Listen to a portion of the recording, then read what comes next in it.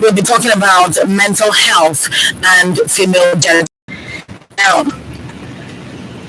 we've been talking about female genital mutilation for the past couple of episodes now, and we're linking it to mental health. I'm not doing that myself. I'm a medical practitioner in type, and I'm obviously not I'm not a psychologist or a psychiatrist, but I do have a clinical psychologist here to give us all the information that we need on how mental health links up to female genital mutilation. I have Yussuff, Alawode, clinical psychologist, to enlighten us on mental health and Safe, good afternoon. Thank you for joining us. Some of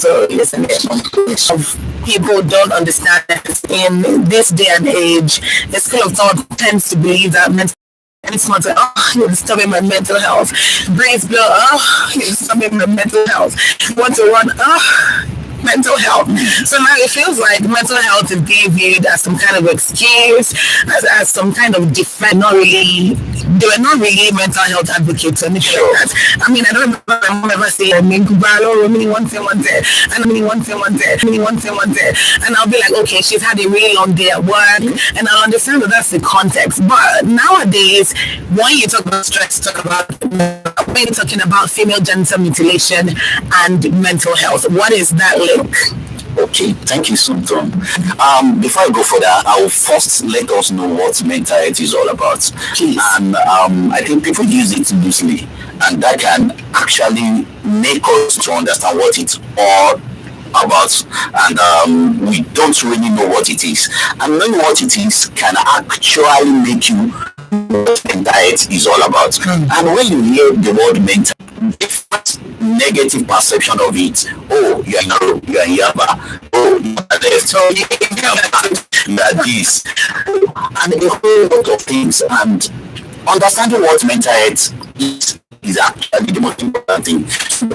It's a place of emotional, psychological, physical, and spiritual well-being, in which an individual is able to realize his own ability to cope, to be productive, and to be able to contribute meaningfully to the society. And maintain relationship. Not just that, now to manage your emotions and the way you think. So all of that is what mental health is. And now being able to use spirituality to solve problems.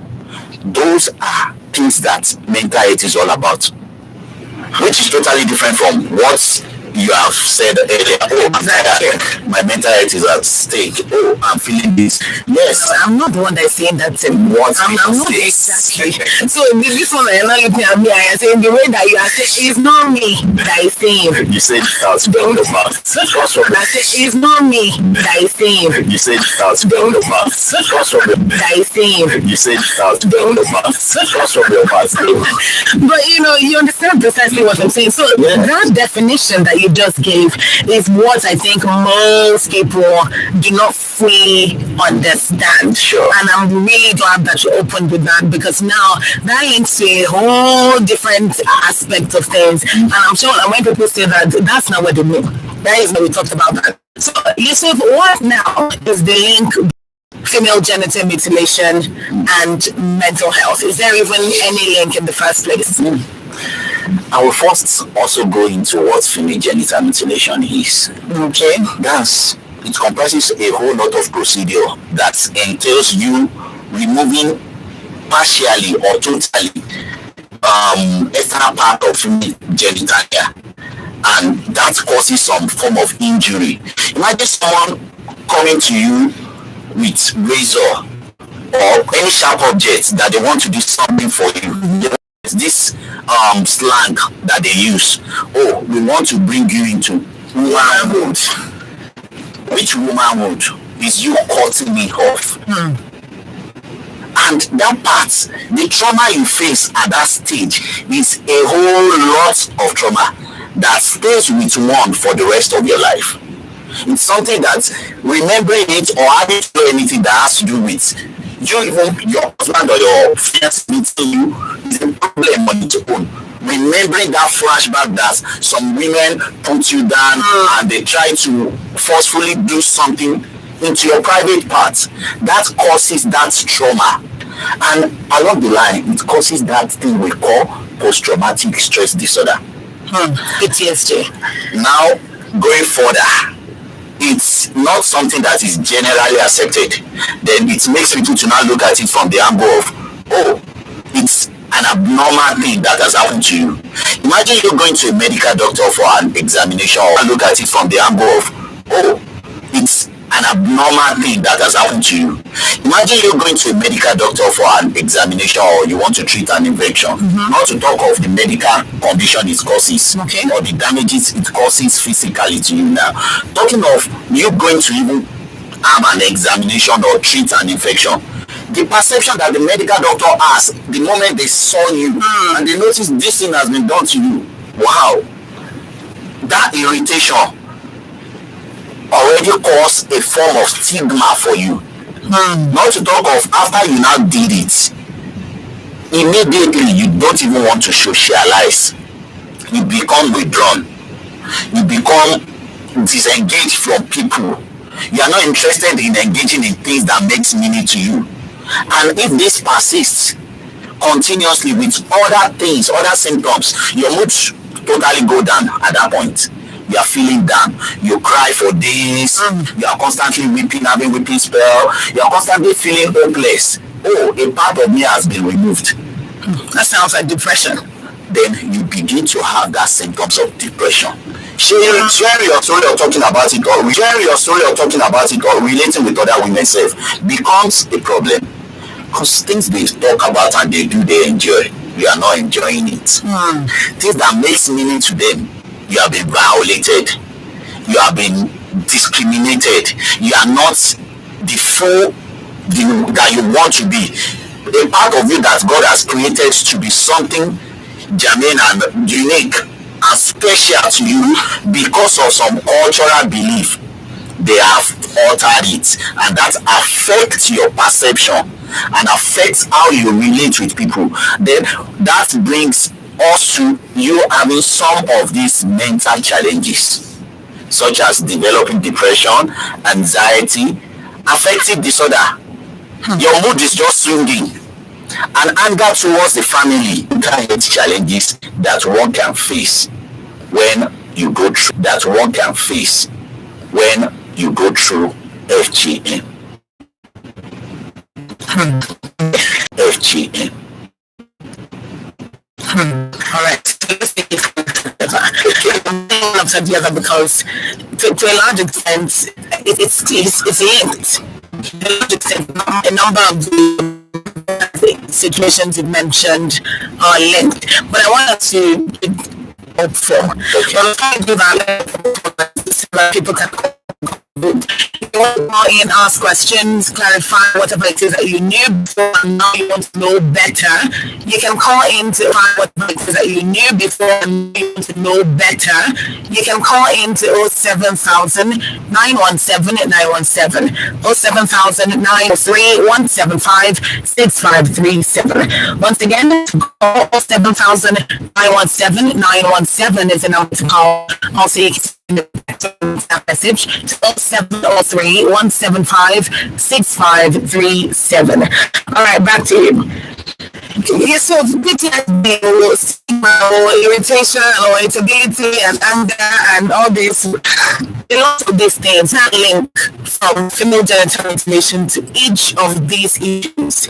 I'm asking you, you've done it already, but I need more information. Young, and so they don't necessarily have much of a memory of what happened to them. So can they still traumatize them even? Okay, so first thing I would like to say is,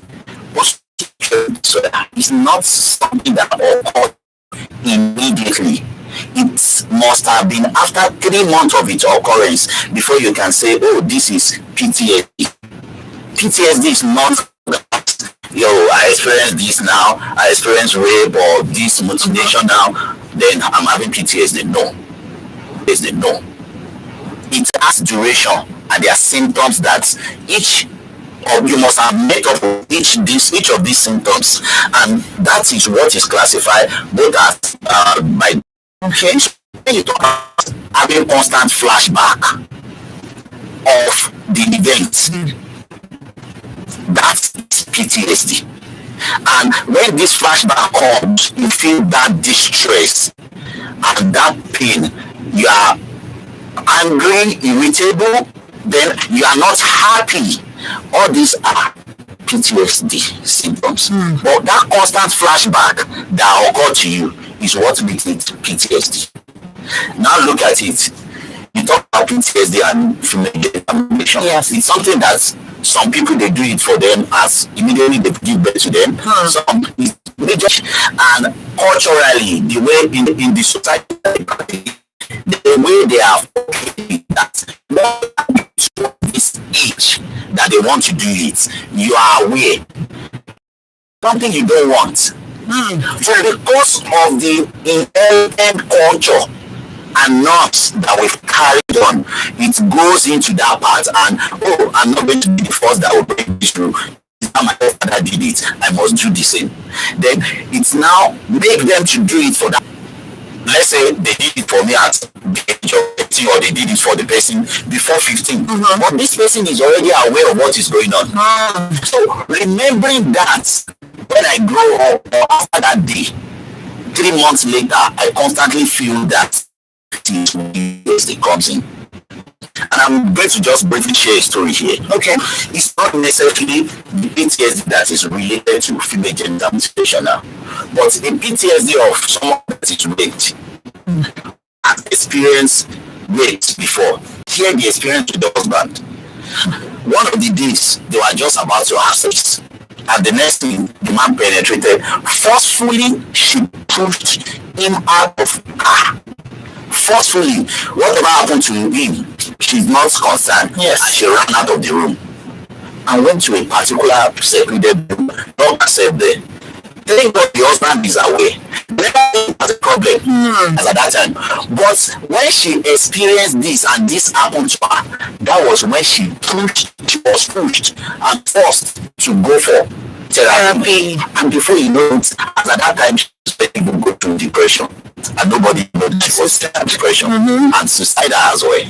So that is what PTSD is capable of causing.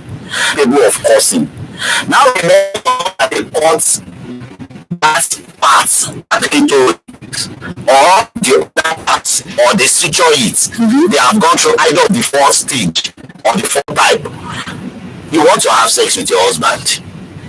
The memory that comes to your mind is how they remove your pants forcefully, and they want to cut that private part, that sensation part that should make you to enjoy sex or competition with your husband.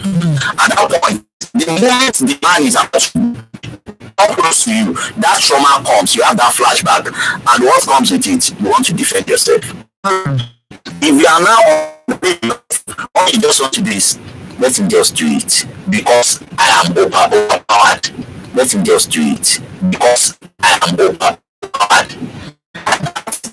What happened to them at the time when they did that cutting? They were also overpowered. They were overpowered. And that flashback made them to now feel sad. This makes sense now. I mean, it's becoming even more relatable as we speak. And I really appreciate that because it lends a lot of power to the fact that mental health is so important and it's critical to every aspect of our life, not let alone something as major as being mutilated in a young girl's life. So the stigma and the and depression, because I think to a large extent you can tell that there are lots of depressed people in this country. Sure.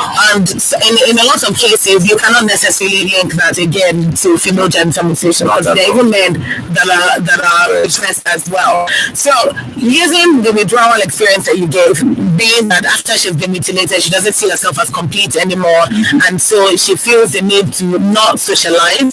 So that withdrawal is like the first stage. Then is it over time it grows into depression? Well, like you said, a lot of people are depressed. Being in Nigeria, living in Nigeria, is depressing on its own. That state in life is more than traffic. It's not so bad. Now let's look at it, depression and how it grew from social withdrawal to depression.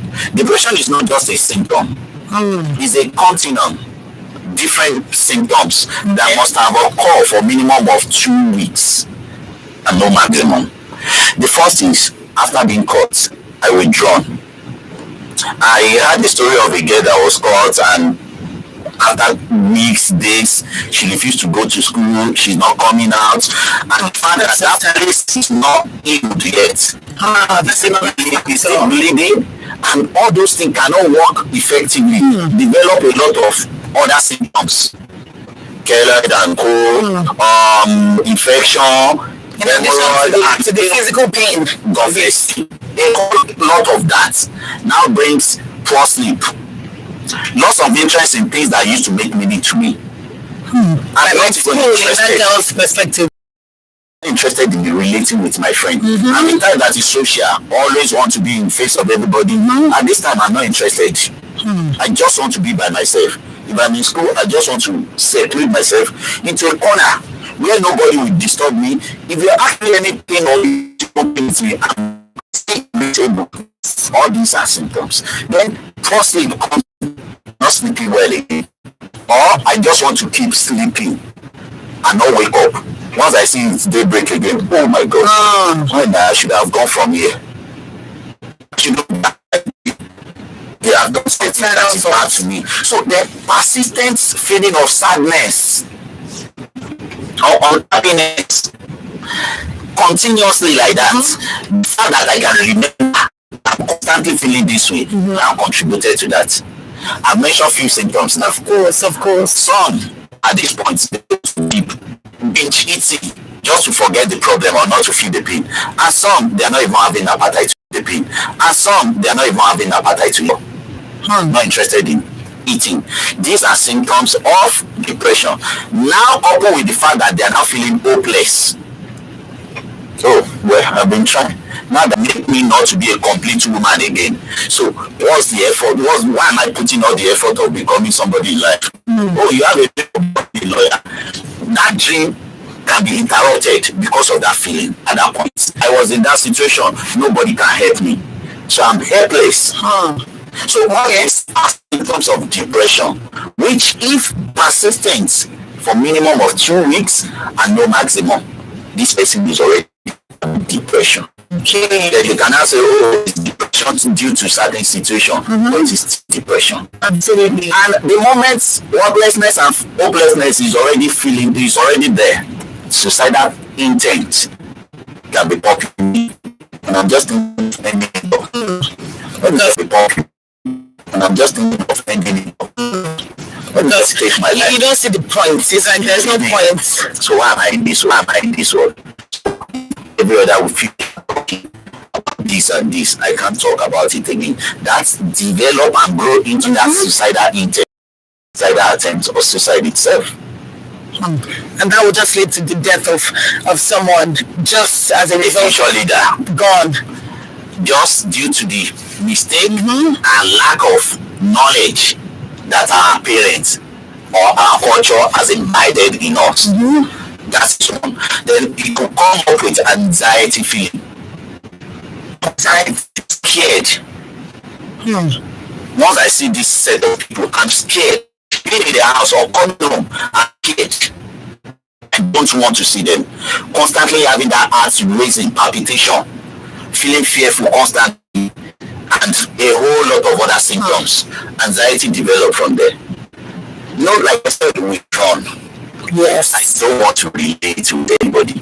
Now imagine I went to a doctor for checkup, and the moment the doctor sees I stigmatize this, and I'm a bad woman, that's fuel this suicidal thoughts and a whole lot of things. That mood swing I mentioned could come up in any way.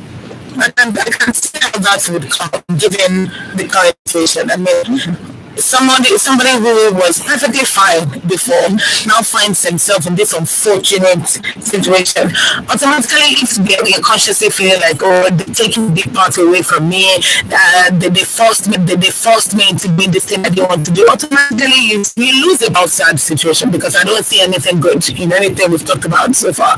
Mental health and stability is not there's no pro there. Health and stability is not there's no pro there. It's only cause, and the cause there are plenty according to what you're telling me now. More than enough. Okay, so we're getting back into conversation. 27 minutes past. Getting back into conversation. 27 minutes past on women. This is Let's Talk FGM. We discuss everything relating to female genital mutilation, but today specifically, we're talking about mental health and female genital mutilation. Let's Talk FGM is an initiative of HACEY initiative in partnership with Women Radio 91.7 and funded by Women Radio 91.7 and funded by the United Nations Trust Fund to end violence against women. A radio station women and family can enjoy. Playing music you like to hear. Well, at least some of you. For the women. It's a language that men will never understand. This is Women Radio 91.7.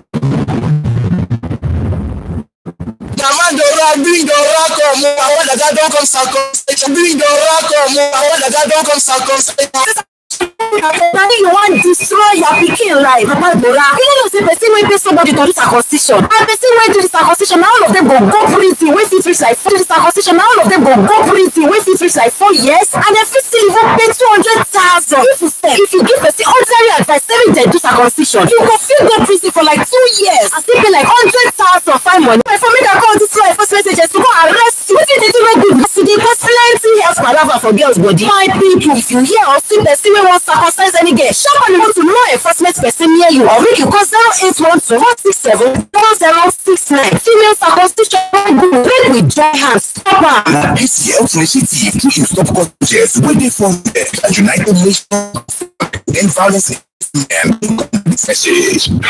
We are Nigeria's only radio station for women and their families. 29 minutes past 2 on Women Radio at 4.7, and this is still Let's Talk FGM, where we discuss every 9 minutes past 2 on Women Radio at 4.7, and this is still Let's Talk FGM, where we discuss everything relating to female genital mutilation. FGM, yes, mental health and FGM. Our guest today, Yussuff Alawode, a clinical psychologist, has been doing more than enough to have mental health linked up with female genital mutilation. That is what we're trying to establish, and we're trying to make you see as well that you need to be an advocate against female genital mutilation. This is something that we need to talk about, and this is definitely something that you need to know, and that's why we're talking about this today. So if you want to ask questions, or you feel the need to share an experience, something that you know that has happened to someone around you, or you just want to put out, just lend your voice to the subject, then yes, you can totally do that. Go ahead and call in to 07000-917-917, 07000-917-917. If you're confused by anything that Mr. Yussuff is saying, just ask. I permit you to call in and ask. Once again, 07000-917-917. 07000-917-917 is the number to call. Yes, back to you, Mr. Yussuff Alawode. All right. We've been talking about mental health, and you've listed some of the mental health issues that could develop as a result of female genital mutilation. Now, you talked about the stigma, PTSD, and I want to ask low self-esteem, because you talked about feeling like less of a woman. Does low self-esteem, or can low self-esteem be a byproduct of female genital mutilation? Can that affect your esteem, your self-confidence as a woman? Sure. Imagine women, as a ladies, we are just hanging out and talking about different things, different experiences, how you take care of your private parts, and you share something about sex and everything. And yes, they talk about how they enjoy sex and how they feel whenever they are about to meet their husband. At that point, can you mention you enjoy it? Do you even feel comfortable hearing it? Not to talk of you not being able to reach orgasm or even have any form of any atom of pleasure from it. Not just that, difficulty in delivering, giving birth, and going through that pain all the time. Is more than enough, because a part that's supposed to make you enjoy sex has been cut off. Some they suture them and they just leave a space where you can pee or urinate or menstruate. Menstruation itself becomes a problem for people who had gone through FGM. Alright, you said give me a moment, we have a call coming in. Hi, good afternoon. Hello, good afternoon. This is Sean. Hi, Sean. Where are you calling from? Please, I just want to ask for the feeling of PTSD, correct? PTSD, that's what you mean, right? Yes, exactly. Okay, I would like the doctor to answer that. That's post-traumatic stress disorder. Post-traumatic stress disorder. That's the meaning of PTSD. Okay, so Sean, I'm hoping you got that and you can understand how that links to female genital mutilation as we've been discussing earlier. So you're talking to me about how it affects your self-esteem and the fact that if you're in a conversation with women around you and they're talking about the kind of pleasure that they receive from sexual intercourse with their husbands and how their birthing process has gone and all this sharing of the mutual experiences, and somehow it looks like you cannot really connect with any of these you're talking about because I've never felt it. All I feel is anytime my husband wants to come and meet me, I'm feeling pain. I'm having flashback of what they did to me. And not to forget this, they did this to you within the teen age. Let's assume it happened from that 13 to 15, early adolescent stage. This is the most confused stage of your life in total. That we don't even know what we want by ourselves. Peer pressure, peer influence have a lot of influence in us then. And this is also the age where you're just getting to know about the opposite sex. God bless you. And this now make it more complicated. Some might not even want to get married because of what they have done to them. Because you have now gone over to read a lot about what they have done to you, then that trauma is there. And that makes you to just withdraw to yourself. And some now go ahead and find a coping mechanism. That is when they go into either high risk or any of high risk sexual behavior or substance abuse. Most of substance abuse we have today, or most of them started from adolescent stage. And some of them, it is due to, I want to just cope with something. They are medicating on that substance to cope with the problem they are going through. Absolutely. And anytime I'm feeling down, rather than me feeling that way, I just want to, let me just take a stick of this, or let me go and pop this. They said it makes someone happy. Someone introduced me to that, and it makes me fully happy for the behavior. Imagine me not being happy in a long while, and someone gave me a stick of cannabis or a substance to use, and I feel happy when I used it. Not to forget, it's euphoria feeling. Yes. It does not last long. And it doesn't change the reality of at all. Once it wears off, I'm back to it in multiples. Well, that's why people become addicts. Because I don't want to go back to that feeling, I increase my usage. And then I got addicted. Dependency, intolerance increases, then dependency occurs, then addiction. So the self-esteem all are interwoven. Absolutely. The fact that I can relate with everything all my colleagues are enjoying, all my peers are enjoying, I am totally seeing myself as less of who I am to them. They are better than me. In millions, yes. From my view. And that will now make me to now withdraw more. If I know I will be with them and I won't enjoy anything, so why be in that situation?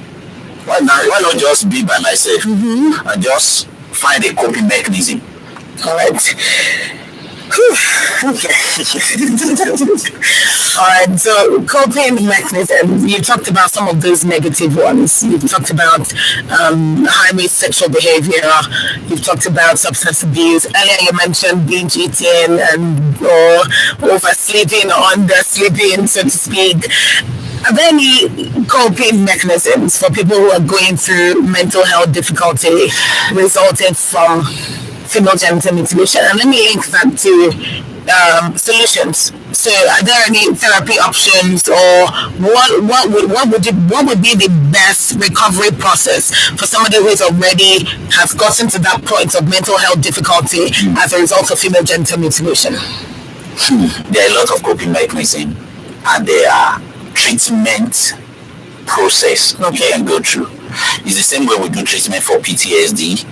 People who had experienced traumatic events, rape, accidents, major life-threatening ailments, and all that we still put you through normal treatment. Okay. So the first thing is having insight that this thing has caused this problem for me. If I've not seen something as a problem, why will I look for solution?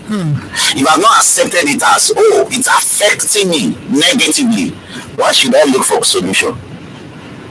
But the moment I have seen it as something that is causing this problem, most times people who are depressed or going through this PTSD might not know that that is the problem that made them You're very right. So the first thing we do when we see those set of people is having full clinical interview with them, where we take each two, go back to their experience as a childhood experience, developmental milestone, look at what they had experienced in the past. Is there any form of regrets they can remember? And if we are able to, in our cracking or history taking or clinical interview, we have been able to identify, and if we are able to, in our cracking or history taking or clinical interview, we have been able to identify any of these symptoms, then we look at it, then that is when we now employ some therapy process, such as using CBT, cognitive behavioral therapy. In that, we want to look at what is the root of the problem. What is the causative? There's something we call ABC of it. There's an antecedent, which is the A. Okay. Then there's behavior. Then what is the consequence that this behavior caused me? The antecedent is, I was caught. I have FGM. They caught me forcefully. And that makes me to start having some certain behavior. Then what is the consequence? It makes me to experience this particular disorder. Now we want to treat it. We must first deal with the root before we can deal with the behavior and the consequence. If I didn't find a solace or the process in that foundation, the female genital mutilation of the thing, then going or the process in that foundation, the female genital mutilation of the thing, then going through treatment with sorry. It's not about sympathy, empathy. Understand them from their perspective. The first is listen, non-judgmental. Okay. This person is sharing a painful experience. Listen to them and be bold enough to share your experience with someone that will not judge you, not criticize you, and will not use the information against you. That's the first line. After you have understood that this thing is a problem and I need to be better at managing it. It's not something we can erase totally. Yes. But we can manage the consequences. So finding that person, and I will always advise you speak to a psychologist or a mental health advocate or psychiatrist, because they understand what SLA agreement is, non-disclosure agreement. Okay. And they have that empathy to understand your problem. They are not your situation. Yes. They might not feel it the way you are feeling. So understand your problem. They are not your situation. Yes. They might not feel it the way you are feeling it. But they have that empathy to know that, yes, this thing is affecting this woman or this lady. And yes, they walk you through how you can manage it. The other type you can use is DBT. Okay. What is DBT? Dialectic behavioral therapy. You just want the person to manage the situation as it is. We already know you can't really get out of it. It's a situation that you are already in. Then be an advocate that speaks about it. Now make you to be more stronger. Because first healing in trauma is talking about the trauma. And this is what a lot of people that have been through FGM don't want to do. At all. Talk about it. It's like, no, please. We have to break the stigma. It's not what I want. I have found myself there because of lack of knowledge and education from my parents and my society at large. Then when you are now an advocate talking about it, that makes you to be stronger, and you are preventing a whole lot of other ladies from having that same thing or going through the same trauma you are going through. It's just like someone who is going through, who has been a victim of rape, and you know the perpetrator, you are staying with the person rapes you almost every other day, and you have not gone through healing process. You've not talked about it because you are having that fear that if I talk about it, nobody will believe me. Believe me. What they will tell me is, oh, what you are putting on is the problem. You shouldn't have wear this. What did you put? What are you? Why did he go to his house? So all this already puts you in that corner. And being able to talk about it boldly prevents a whole lot of other people from being a victim. And then education, both in our community, to the community leader, to primary health care worker, because they are medical, they are making it they are doing it in the medical way in some culture now. Sensitize them, and then let's change the medical. They are making it they are doing it in the medical way in some culture now. Sensitize them, and then let's change the law that can prevent females from this trauma, from this circumcision. It's just a myth. It's not, it's making you not to be promiscuous or not that. It's not reality. It's a lie. It's not facts. I was going through a research yesterday, and I saw a research on some people that they try to research why some lady are into sexual business and why some are not this, and some of them develop it from this particular, okay, I'm not woman enjoying sex, why don't I turn into money making machine? Why not woman be using my body to make money? So that is found in some sex worker, and this is a trauma. So now when you have been able to understand that, oh, this is a problem, you are looking for solutions, and then you are bold enough to talk about it, and you are ready to go through the healing process. You are looking for solutions, and then you are bold enough to talk about it, and you are ready to go through the healing process. Be confident in talking about it. Don't be ashamed. But we have to break the stigma that the society has created already by having an enabled society that is ready to talk about it, enlighten people on it, and make people to know that there's a law that is backing this, and anyone who do this or that is going to be sanctioned by the law. Obviously, that is preventive method. And all this can actually help you understand and go through the process of being better. It can be erased, but it can be better at managing it. Yes, I like that you added that, because I was just about to say, he said better at managing, not better at removing it completely. There will never be a situation where you wake up one morning and your experiences are not a part of you.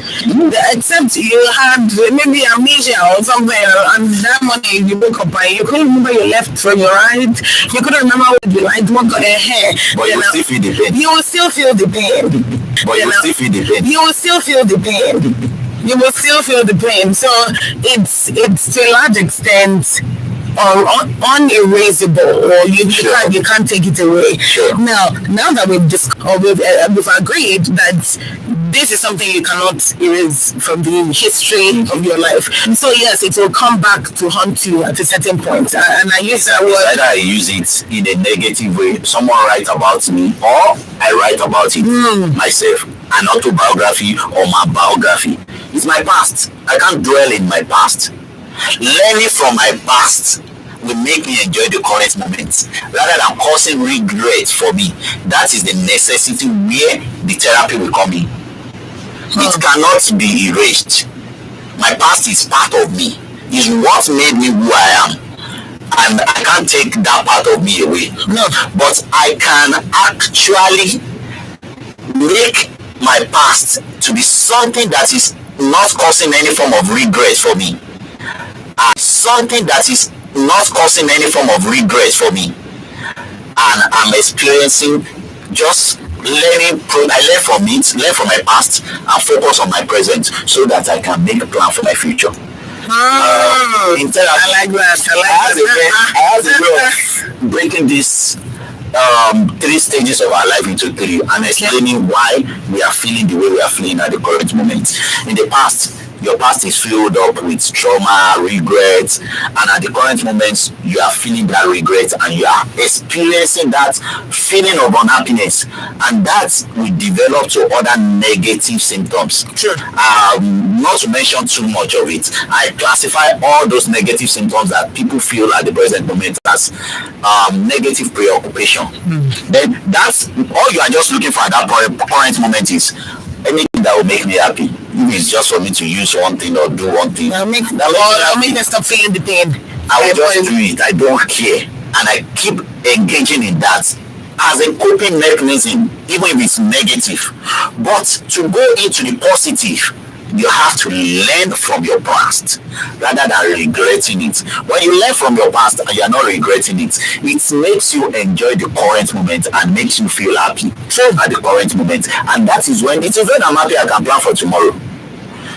If I'm still looking for how I want to engage myself or how I want to be happy, how will I think of tomorrow? I will even forget tomorrow. Yeah. So future is always important, and it's something you need to pay attention to. It has to be from the present. You have to learn from your past before you get to the present. That's 100%. Rather than regretting it and then move into the future. Gradually big plan for the future. Thank you very much. You're welcome. Thank you. So, what advice do you have now? Because we're going to round off in a bit. What advice do you have for women that have been mutilated and are facing some difficult times with their personal lives, with their marriage, and they just don't feel good about themselves anymore? What advice would you give people like this? The first thing I will still go back to everything I've explained so far. Speak up. Seek that support That you need to a therapist, clinical psychologist, any mental health advocate that you know will not judge, not criticize you, and will listen to you to help you through it, rather than demoralizing you, showing some. It's not sympathy. Listen, not judgmental to my problem is the first thing I need. Speak out. Seek support from seek support from a therapist, and that will go a long way to help you through the healing process and manage your money effectively. And sometimes if you are married, at that point we want to look at how we want to have a form of couples therapy. Because sometimes your husband did not understand. Thank you for bringing that up. Yes, that's very true. They don't know the trauma you are going through. They just know that anytime I want to have sex with my wife, is always angry. What happened now? I thought my wife is always angry. What happened now? I thought they said we are one now. She's always in that space of mind. The time that part where you said it's not something you can stop forgetting. You can stop remembering at all. But if the husband understands it, then they will both look at how do we make this particular aspect fun-filled and memorable anytime we want to have it, rather than you feeling pain. But if I don't understand that, I don't even want to understand the problem you are going through. You are my wife and I want to just have sex. If that is the perception and the feeling the guy has, that will not make the woman to actually grow. But when you come from therapy and we understand that we are able to invite the husband, walk both of you through it, and you will be living a happy life. Because there is a support system to you. And I even wanted to point out that that lack of understanding, the husband has it and he continues and he never gets enlightened. He will just continue forcing himself on you. Exactly. And before you know it, you're battling with mental trauma, or your husband is literally raping you every single day. Because we are both supposed to enjoy it. Absolutely. Not one person enjoying it. And it shouldn't be forceful. It should be something that is mutual. Exactly. So I will advise we speak up. Seek that support from a professional therapist. Thank you very much, Yussuff. Again, one final question, and this one is basically about going forward. So even after they've spoken up, after they've gotten the help that they need, and this is for people who do get the help they need eventually, do you think it's possible that people who have gone through all of this, who have gone through the processes, do you think that they'll ever be the same again? That is why therapy is needed. I can never be the same does not mean I cannot prevent other people from experiencing it. Sure. I can use my story to change a whole lot of things in the world. The fact that, I have gone through it and I kept quiet about it, means a lot of people will not know about it. Means a lot of people will not even know the danger that this entails. Means a lot of people will not even know it is not a good thing to do. So speaking about it goes a long way. Absolutely. Well, this is where I have to say thank you very much. Thank you very much, Yussuff, Alawode, clinical psychologist. I think you've really been very clinical about all your explanations today.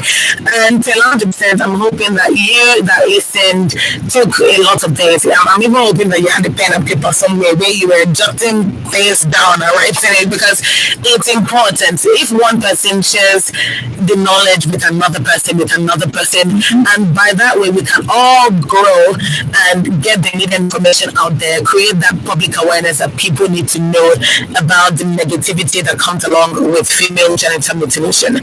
Thank you very much, Yussuff, and thank you all. Play our part in ending female genital mutilation. If you want to report cases of female genital mutilation, you can call 0812 467 0069 081 467 0069. You can also get more information on stopcart.hacey.org. Stopcart.hacey.org.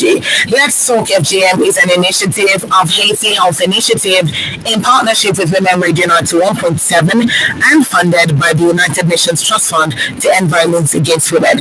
And this is a wrap on Let's Talk FGM today. My name is Sumto Titilayo Ajama. Thank you to the producer, Adenike Kodri, and I hope that you've learned something new today. Thank you very much for tuning in once again, and good afternoon.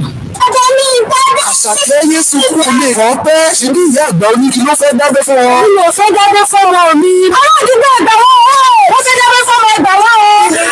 Àwọn ọmọ fọyín ló fẹ́ dábẹ́ fáṣàkẹ́. Ìyá àgbà oníkì gan ni wọ́n sì pèpè kó wọ́n dábẹ́ fún. Ṣé ìjọba ti ní ohun tó léwu ni? Ewu ti ní láti máa dábẹ́ fún ọmọbìnrin. Ṣé bí nǹkan tí wọ́n fi yé bọ̀ wọ́n lọ sí ẹ̀wọ̀n ọdún lẹ́yìn nígbà ọ̀nà? Ẹ̀wọ̀n ìbẹ̀rẹ̀ jáwọ́ nínú gbogbo tí wọ́n fẹ́ tẹ̀sán àwọn yìí. Ìgbẹ́lọ́pàá sí. Ṣé ẹ ti fẹ́ kọ́ ọmọ yín kú?